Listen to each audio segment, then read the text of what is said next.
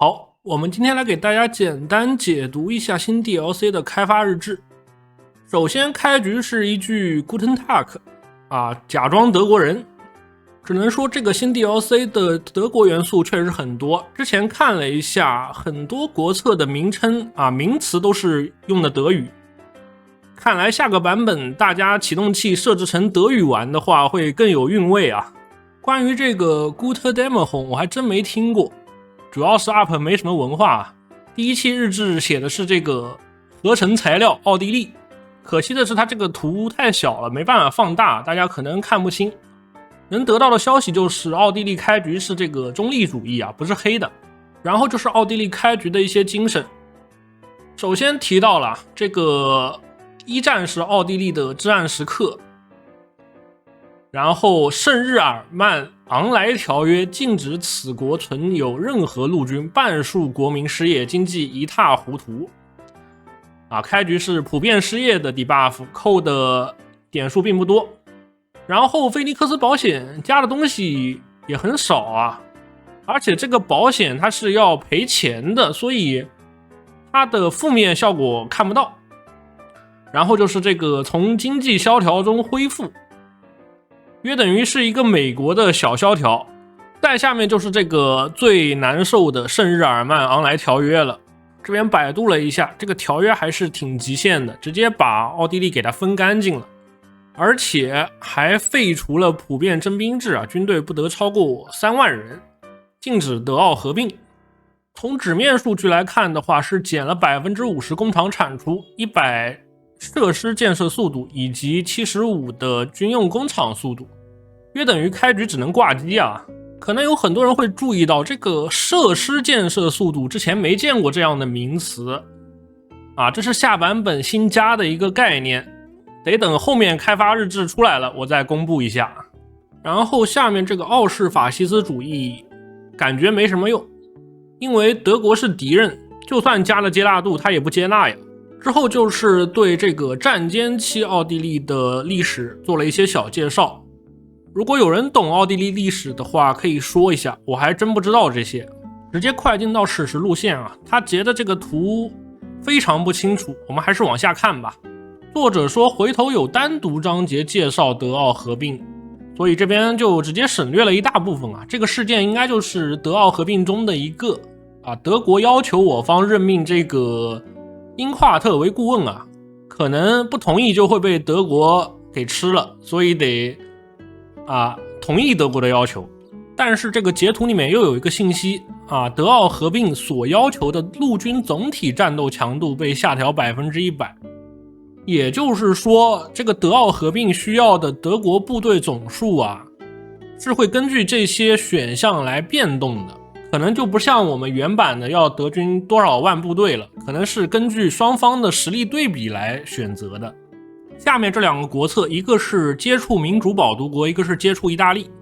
它这个介绍方面挡住了一个国策，往上看的话能在这边看到它挡住了这个支持意大利对 ISI 的行动。这个国策就比较幽默了，因为意大利打 ISI 的话这个时间不好确定万一我们还没点到这儿意大利就把 ISI 灭了，那这个国策就没有意义了。总的来说这些国策就是为了讨好意大利的，讨好意大利有什么用呢？大概就是让意大利把我们给保毒了。他这边是送了一些装备补贴100亿补贴莫多多是吧？以我个人的感觉，就算意大利保毒了也没用可能会跟着意大利一块死要知道意大利前期的战斗力是很拉垮的，就算后期也不太行，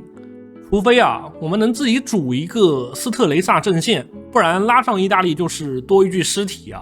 左边这个民主保独国就不知道是哪几家了，应该就是英法美吧。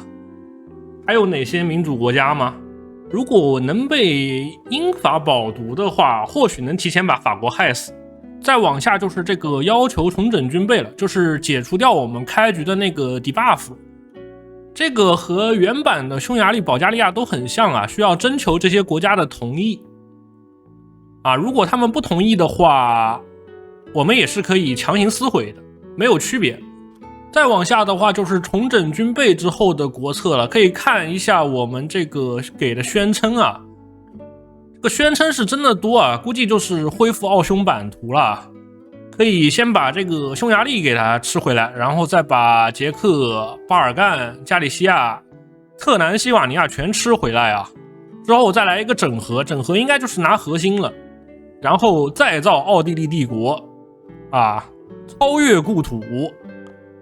帝国遗产，第二次兄弟战争。感觉都是很常规的国策线啊，就是先合体，合体完了之后再把周围的一些大国全部灭掉。右边这边还有科研槽可以拿，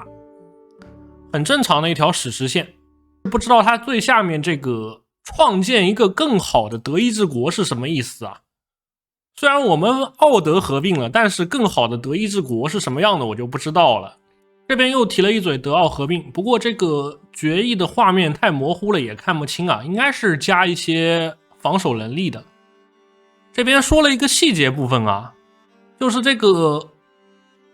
决议有一个风险等级，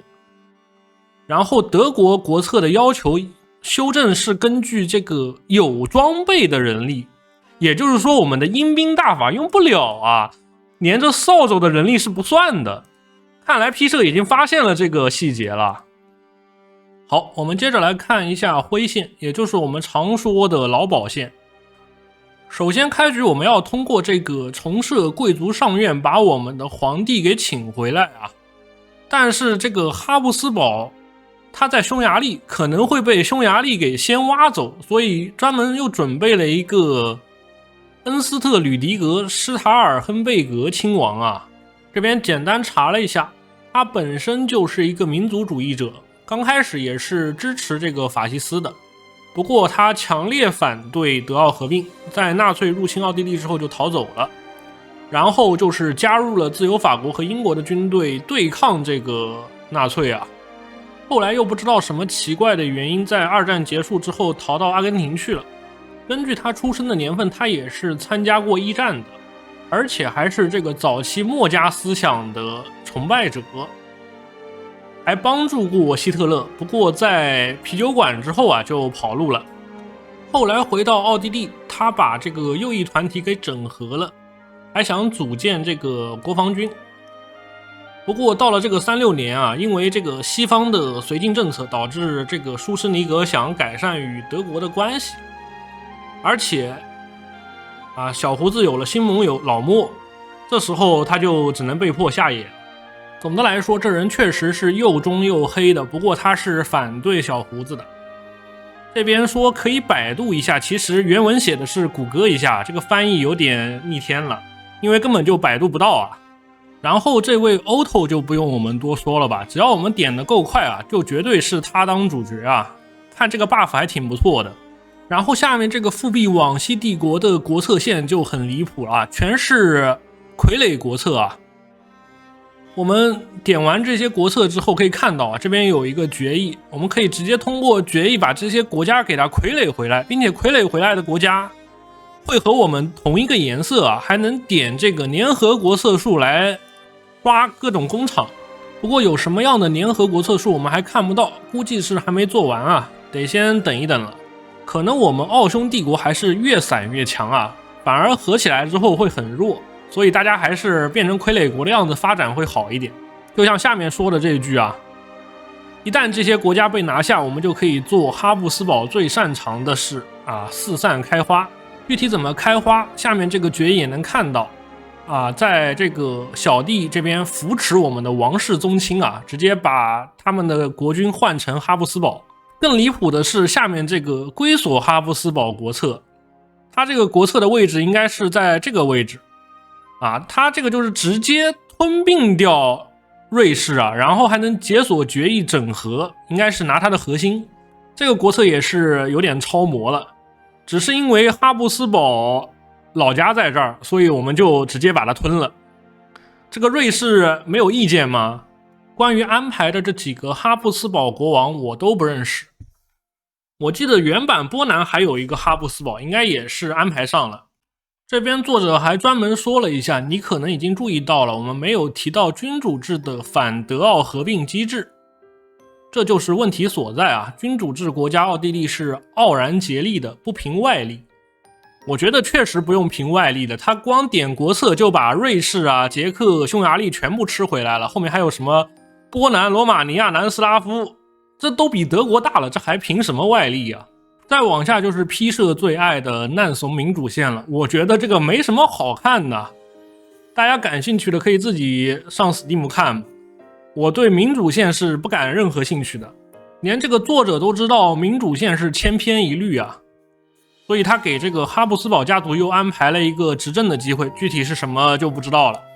再下面就是 P 社的经典红线了，这个不用想也知道啊，肯定有一个分支啊，左边是寻求苏联支持，右边就是自己玩自己的，感觉这些也没什么好说的。这边还有一个支持率高于 60% 就能完全避免内战，看来变红线还是得打内战啊，不然等60的话是不是等太久了？关于其他一些军事线的话，还是正常的海陆空。这边专门提了一下，这个奥地利也是有海军的，至于这个海军什么时候能出就不知道了。关于这次 DLC 大家应该也知道了，就是5个国家，德国、匈牙利重置，然后奥地利加比利时以及它的小弟刚果。这期讲的是丰满的奥地利内容，那下期就是讲一下匈牙利的重置了。匈牙利的国策感觉也挺多的，我们下次日志再说吧。